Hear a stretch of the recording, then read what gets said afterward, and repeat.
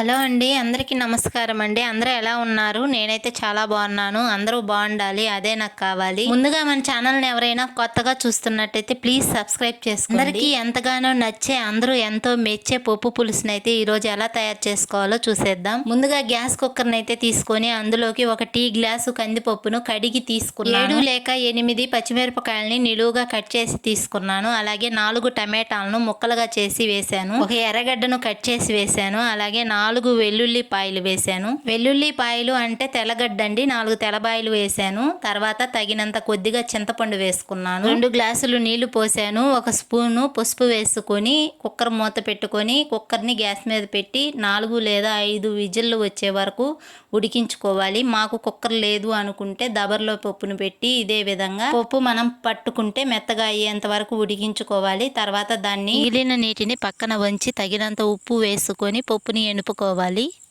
ఎనుపుకున్న పప్పులో ఇందాక పప్పు నుంచి వేరు చేసిన ఈ పప్పు నీళ్ళని మళ్ళీ పోసుకొని కలిపెట్టుకోవాలి. పప్పును పక్కన పెట్టుకొని దీనికి కావాల్సిన తిరగమాత అయితే వేసేసుకుందాం. ముందుగా పొయ్యి మీద దబర పెట్టుకొని దబర వేడయ్యాక తగినంత నూనెని వేసుకొని స్పూను చిటపటలాడే ఆవాలు, 1 స్పూన్ జీలకర్ర, 1 స్పూన్ శనగపప్పు, 1 స్పూన్ మినపప్పు వేసుకోవాలి. తర్వాత ఎండుమిరపకాయని అడ్డంగా తుంచి వేసేసుకోవాలి. తర్వాత తెల్లబాయిని కొద్దిగా నలగొట్టి వేసేసుకోవాలి. తర్వాత ఎగిరిపడే కరేపాకును కూడా వేసేసుకుందాం.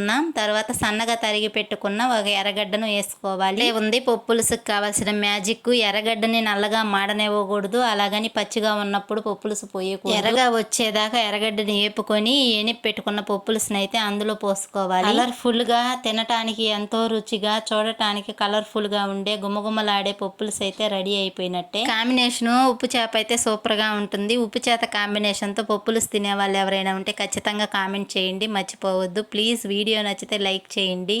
మన ఛానల్ని సబ్స్క్రైబ్ చేసి పెట్టుకోవడం మాత్రం మర్చిపోవద్దు. నేను ఈ పప్పులుసుకి కాంబినేషన్గా గొట్టాలైతే వేపాను అన్నమాట. ఈ విధంగా పప్పులుసుని అయితే ఒక్కసారి చేసి చూడండి. మీ ఇంట్లో ఒక్క ముద్ద అన్నం కూడా మిగల్చకుండా తినేస్తారు. ఇది నేను ఇస్తున్న guarantee. Please subscribe and like and share comment. ధన్యవాదాలు.